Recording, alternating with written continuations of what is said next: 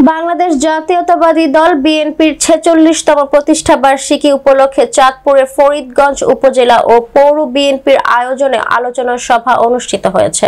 রোববার ১ সেপ্টেম্বর দুপুরে Faridganj press club চত্বরে উপজেলা বিএনপির সিনিয়র যুগ্ম আহ্বায়ক শরীফ মোহাম্মদ ইউনূসের সভাপতিত্বে সভায় প্রধান অতিথি হিসেবে বক্তব্য রাখেন উপজেলা বিএনপির আহ্বায়ক এম এ হান্নান।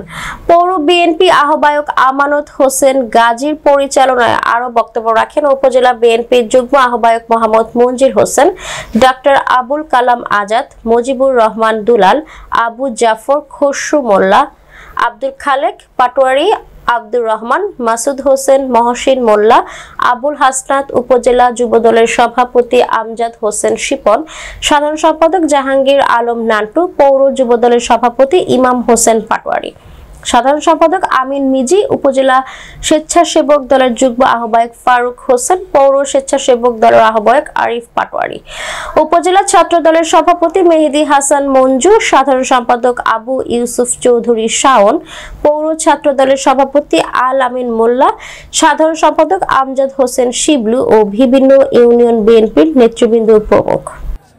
আমি সভাপতির জন্য আসবো না, আমি আপনাদের সাথে থাকবো।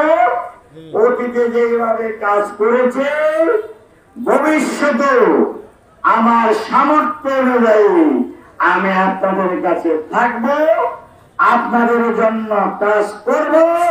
তাই পরিশেষে পুনরায় মরহম জাওয়ানের জন্য দোয়ার প্রার্থনা, কোকো সাহেবের জন্য দোয়ার প্রার্থনা, তারেক সাহেবের জন্য দোয়ার প্রার্থনা ও বেগম জিয়ার জন্য দোয়ার প্রার্থনা।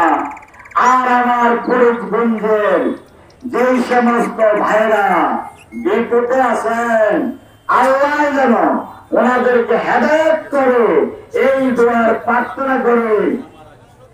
এই দোয়ার প্রার্থনা আমি করছি। আর এই বৈষম্য বিরোধী ছাত্র আন্দোলনে যারা নির্বিঘ্নে নিশ্চিন্তে বুক পেটে দিয়ে শহীদ হয়েছে, তারা তো শহীদ স্বৈরাচার তাড়িয়েছে, ইনশাআল্লাহ আল্লাহ তাদেরকে পরকালে ভালো স্থানে রাখবে এবং আপনারা দোয়া করলে আরো ভালো স্থানে থাকতে পারবে।